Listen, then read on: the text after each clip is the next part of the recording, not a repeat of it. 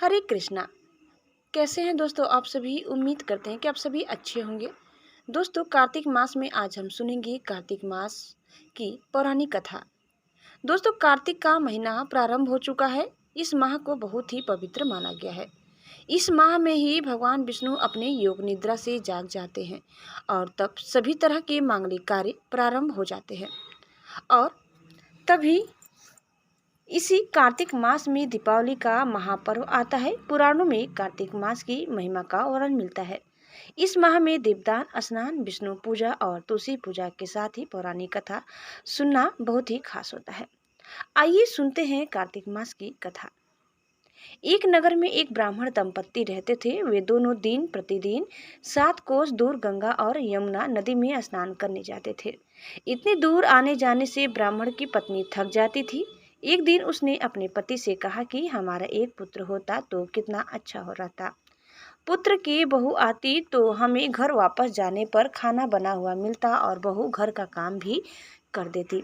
अपनी पत्नी की बात सुनकर ब्राह्मण ने कहा कि तूने बात तो सही कही है, चल मैं तेरे लिए बहू ला ही देता हूँ। ब्राह्मण ने कहा कि एक पोटली में आटा डालकर कुछ मोहरे रख दे। ब्राह्मण के कहे अनुसार उसने पोटली बांधकर दे दी।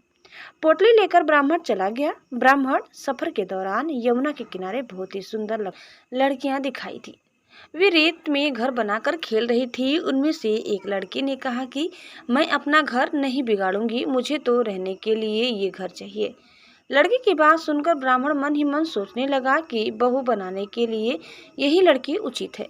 जब वहां लड़की जाने लगी तो ब्राह्मण भी उसके पीछे पीछे उसके घर तक चला गया। वहां जाकर ब्राह्मण ने उस लड़की से कहा, बेटी, कार्तिक मास चल रहा है इसलिए मैं किसी के घर खाना नहीं खाता। मैं अपने साथ आटा लेकर आया हूँ। तुम अपनी माता से पूछो कि क्या वह मेरे लिए आटा छानकर 4 रोटी बना देगी। यदि वह मेरा आटा छानकर रोटी बनाएगी तो ही मैं रोटी खा लूँगा। लड़की ने जाकर अपनी माँ को ये सारी बात बताई। माँ ने कहा, उचित है, जाकर ब्राह्मण देव से कह दो कि वह अपना आटा दे दे, मैं रोटी बना दूंगी।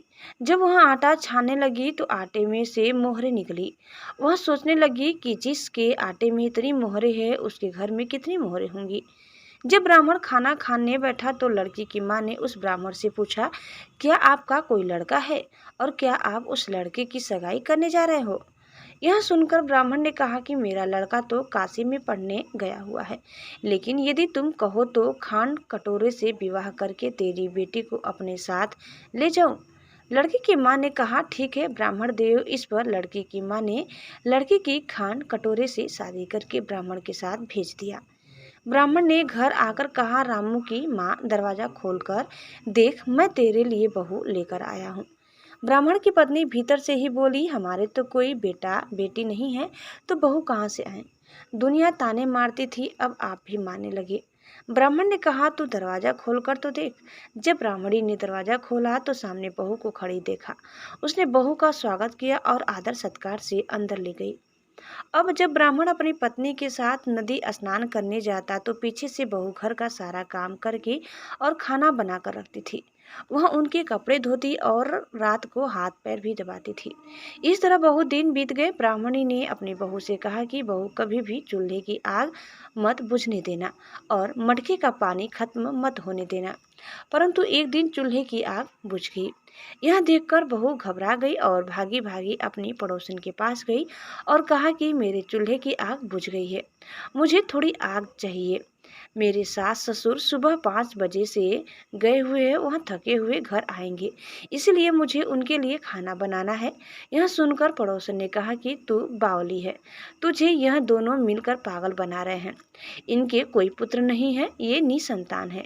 बहू ने कहा, नहीं, ऐसा मत बोलो, इनका बेटा तो बनारस काशी में पढ़ने गया हुआ है। इस पर पड़ोसन ने कहा कि यह तुझे झूठ बोलकर लाए हैं, मेरी बात सच मान, इनके कोई बेटा नहीं है। अब बहू पड़ोसन की बातों में आ गई और कहने लगी कि अब आप ही बताओ मैं क्या करूं। पड़ोसन ने कहा कि करना क्या है, जब तुम्हारे सास ससुर आए तो जली हुई रोटियां बना कर देना और बिना नमक की दाल बना कर देना। खीर की कड़ही कड़छी दाल में और दाल की कड़छी खीर में डाल देना।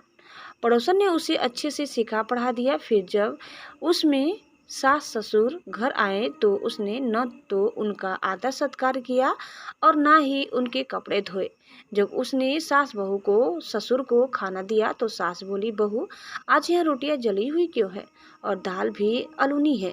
तब बहू ने पलटकर कहा कि एक दिन ऐसा खाना खा लोगे तो कुछ बिगड़ नहीं जाएगा तुम्हारा।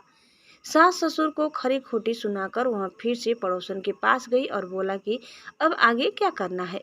पड़ोसन ने कहा कि अब तुम सातों कोठों की चाबी मांग लेना।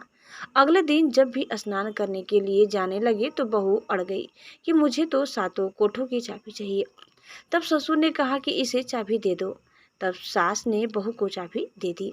सास ससुर के जाने के बाद जब बहू ने दरवाजे खोले तो देखा कि किसी में अन्न भरा है, किसी में धन भरा है और किसी कोठे में बर्तन पड़े हैं।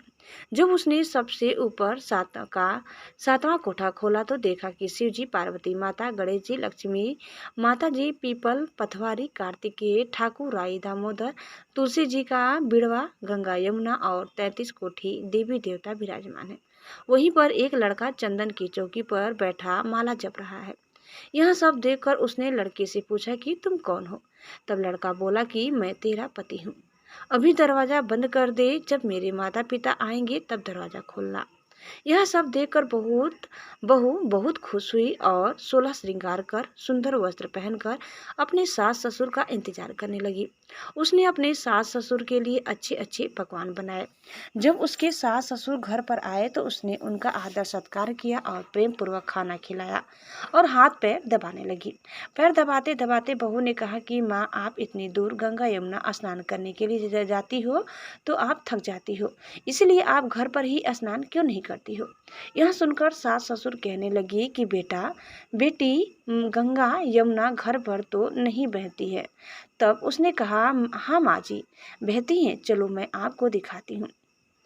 जब बहू ने सातवां कोठा खोलकर दिखाया तो उसमें शिव जी, पार्वती जी, गणेश जी, लक्ष्मी जी, पीपल, पथवारी, कार्तिकेय, ठाकुर, राई, दामोदर, तुलसी जी का बिड़वा, गंगा यमुना बह रही है और 33 कोटि देवी देवता विराजमान है।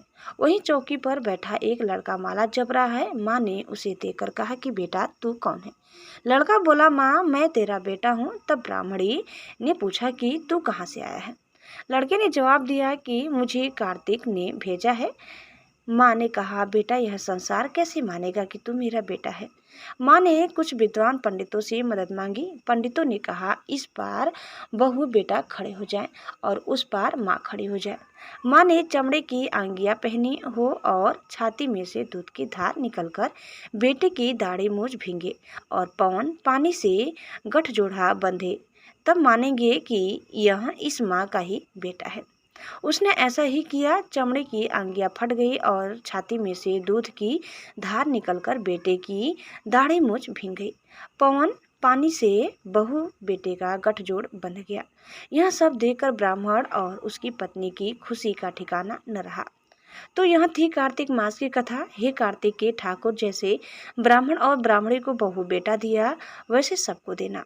कार्तिक मास की कथा कहने, सुनने और हुंकारा भरने वाले सब पर कृपा करना।